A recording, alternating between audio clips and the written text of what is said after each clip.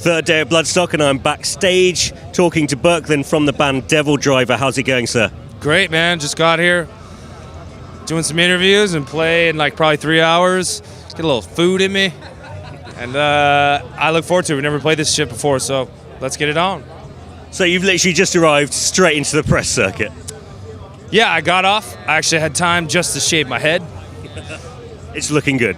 Yeah, probably missed a couple spots, but whatever.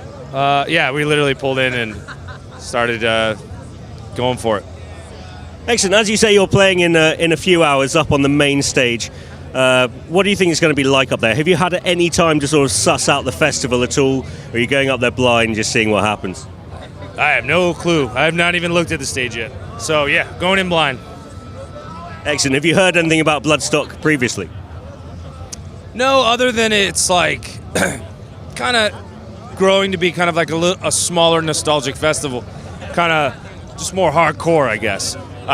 You know, there's no, I don't know, not to knock other festivals, but I guess this is strictly metal. You know, there's no bullshit, like, not even calling it bullshit, but there's just nothing outside of that realm.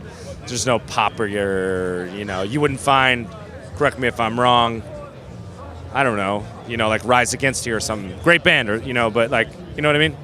Pure, right? Yeah, pretty much pure unadulterated metal. Yeah. Excellent. Now you've got a new album coming out called Winter Kills on the 27th of August. What can fans expect from that? They can expect like a really refined groove and with some healthy, refreshing style that we've improved on, you know? It's not anything like Beast, which I love Beast, but we're just not trying to make the same record twice ever, you know? So how have you progressed? Progressed in as a drummer? Yeah. A lot more groove and a lot more, unless you're a drummer and you listen. I'm trying to speak to the masses right now, not just get into drum talk. You know, it's I worked on filling the spaces more with accents and stuff, not speed. You know, even though it's a fast record, there's some fast shit on it, but I just lost interest in Beast. I think we got a little caught up in trying to be fast and technical all the time. This time we let songs breathe, and if a guitar riff was less interesting, I filled that void with the drums, and vice versa. The guitar lick was back, I would back off, and then really, really focused in on giving more room for Dez, because Beast was very like all the time. And this song, we'd be like, it's cool, let's just back off. This will be, we wrote specific parts for Dez, you know? Rather, we never really thought about that before. And this is a chance to write bigger hooks. And this is the first album with Chris Towning on the bass. How is he sort of fitted into the album? Well, to be honest, it's not really. Like, he was kind of joined when this album was written already, so to speak.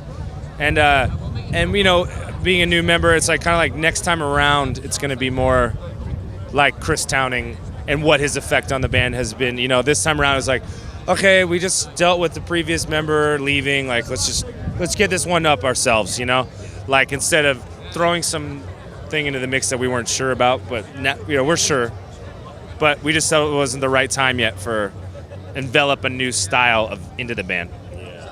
And you were produced by Mark Lewis for this album. What was he like to work with? Work with him on Last Kind Words. He's just like one of us, man. It's just hard worker, but more importantly, knows how to fucking crack a joke. You know, and that's very important to me. Definitely. And it wasn't pulling teeth. He's a lot. Before Last Kind Words, he was more engineer. He's really grown into an awesome producer and knows how to get what we want. And this album contains a cover of the album Sail by AWOL Nation. What brought that about? We were just hanging out, recording demos, and just me, Mike, and Jeff, and Dez texted us, hey, I want to cover this song, Sail, by AWOL Nation, and all three of us kind of were like, it was a mass text, we're like, I never heard of this, have you? No. So we YouTubed it, and we were like, wow, that song's pretty fucking cool, actually. Like, I think we could do a good take of that. So we texted it back, cool, we're on it. And then the song got really popular. But we were like, fuck it, you know, it's fucking, we think we killed it. We think did a really cool version of it. So we love it. And there you go. There you have it. Also, you've changed record labels from Roadrunner to Napalm. Why was that? Was there any specific reason for that? If my memory serves me correct, we left Roadrunner before it all went to shit anyways. So that was kind of like, all right, that felt good. Not knocking any of the people that worked there or anything, but, you know, they just got bought out and fucking shelved a lot of bands. And we got out before any of that shit happened. And then Napalm, they have a lot to win with us. They have a lot to prove with us, and especially in America. And I think they had the heat and the drive to want to do it, and we've just kind of smelt that out on them. You know, like we're a high priority to them, which is great. Yeah. So with this new album coming out, I'm guessing you're going to do a whole new album cycle with it, get out touring. Have any of those tours been booked yet? Who are they with? Only America so far that's announced, and that's co-headliner with Trivium, and After the Burial, and Silosis.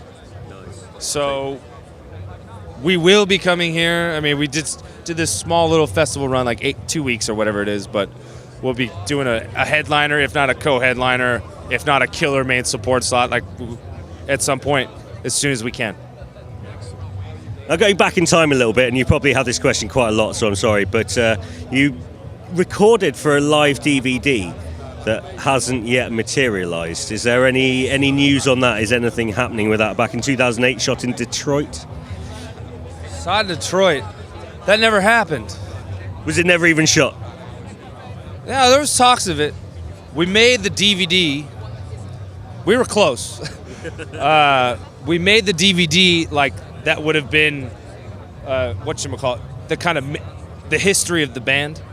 That was, we totally had that done, and we were set to do a live DVD, and it was canceled. So what we did is we just threw in the making of, which we spent a lot of time on. It's 8 at that point in time. I think it was 8 or 9 years of history, all kinds of cool footage. We just threw that in with our last record, Beast. And it was kind of like, well, you know, if you're not going to release it, we'll just put it in there for free. Yeah. So no, it was never filmed, and it's never, hence it was never filmed, hence it's never going to come out. Yeah. Now, we had Lamb of God playing here last night, who are, I think it's fair, known for their circle pits, and being there last night, they did some pretty brutal circle pits. Right. You guys are also known for your circle pits. Do you feel some sort of competition, like you've got to get bigger pits than Lamb of God? Well, we've got bigger dicks already, so I mean, obviously our pits are bigger too then. Love you guys. Brilliant. And finally, if you could be playing on stage with any of the bands from this weekend, who would you be on stage with, jamming with them? This weekend? I don't know. I didn't Gojira play, it would be them if they did. There you go. Fantastic. Thank you very much for joining me. All right, yeah. You too, buddy.